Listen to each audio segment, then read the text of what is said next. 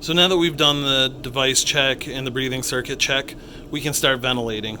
Notice those are our settings that are already set into our vent. You're going to want to change them. We want to be in pressure control AC, and then the pressure control AC settings will come up. You have to hit the rotary knob, otherwise it'll go back. Now you're in pressure control. So you can exit out of this, and this is where your settings are. You hit start ventilation, hit the rotary knob, and now you're ventilating your patient.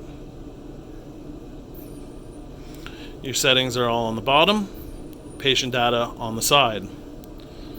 To change anything on the bottom, you would touch the button, turn the knob will change everything. Okay, it won't move anything until you click in on the rotary knob. So let's set it to 40. All right.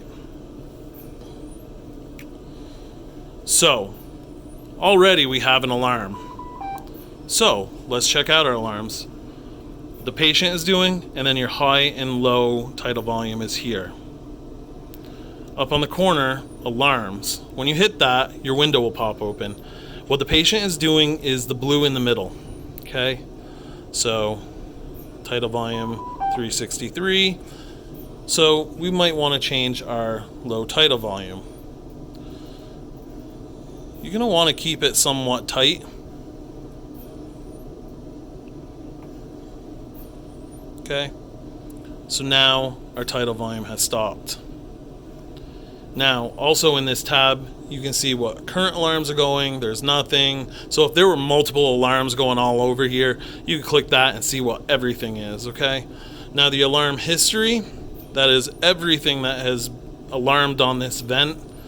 I've been playing around with it, so there's a lot of things here, okay?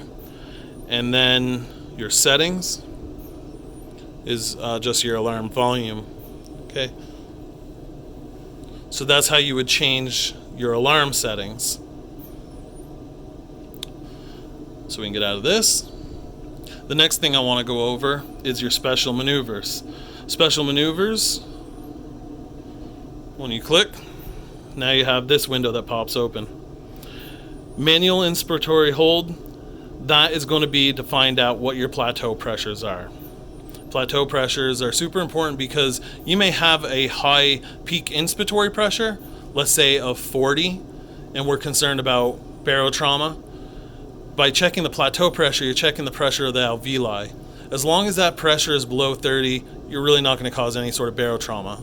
Fortunately, these patients with COVID-19 are having very compliant lungs, so they have the elastic, so we can use a low PEEP, high FiO2, so the plateau pressure shouldn't be as big of an issue. But to check it, I'm going to back up here. You have to press and hold. You press and hold, the seconds come up. Now notice in the bottom right, underneath that 20, go about 6 seconds, and then you should have your plateau pressure. That would be your velar pressure, okay? And notice, because I did a hold, now I have the minute ventilation alarming. You can quiet your alarms, by the way, by pressing that. For 120 seconds, your alarms, unless a new critical one pops up, will pause your alarms. Expiratory hold. This is to find out what your intrinsic PEEP or your auto PEEP is. Okay? So let's do that.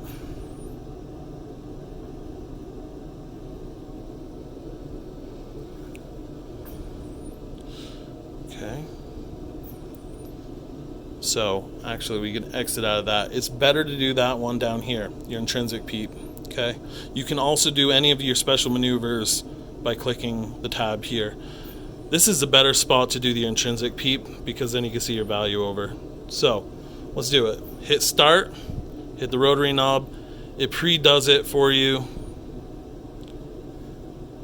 Notice 5.5. Our PEEP was set to 5, so we only have 0.5 of auto PEEP. So that's how you would check that. This, I cannot stress, will be our most important tool, the manual disconnect. So if we have to change anything in the circuit, the HME becomes plugged with gunk, the suction catheter's junk, any of those things, end tidal, anytime we're going to break a circuit, there's a way we have to do this. We're going to have to get some Kelly clamps and clamp off the actual endotracheal tube. This will make sure that no air comes out of the patient and infects us. You'll clamp that. When you hit manual disconnect and then hit the rotary knob, it stops ventilation. So you can then at that point, sorry, two hands, disconnect, no flow. When you connect the patient back up, it'll recognize it and start ventilation automatically.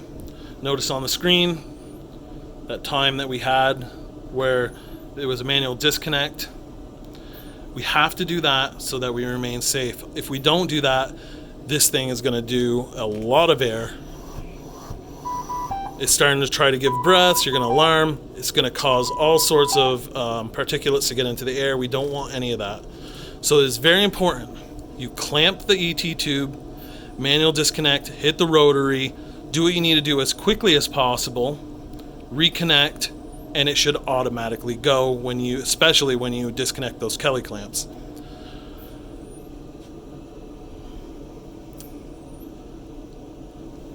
Let's do a few more things.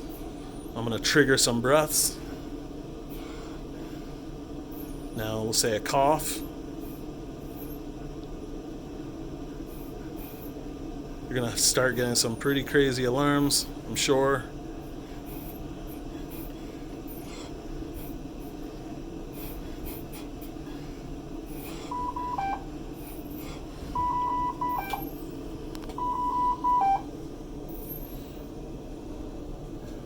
It's going to ask all sorts of questions to you. Obviously something's going on. Again, you can pause your alarm. You can disconnect.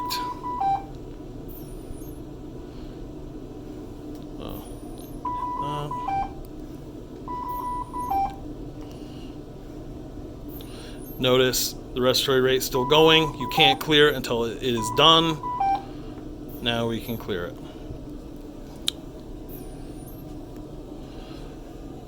So that's basically how the vent, you make adjustments, do the special maneuvers. There's other things you can do here. You can do your trends. So if you do, you can call up all sorts of different data. We're not going to get into that right now, but basically that's it in a nutshell. I hope this was informative. If you have any questions, get a hold of Respiratory and we can help you out.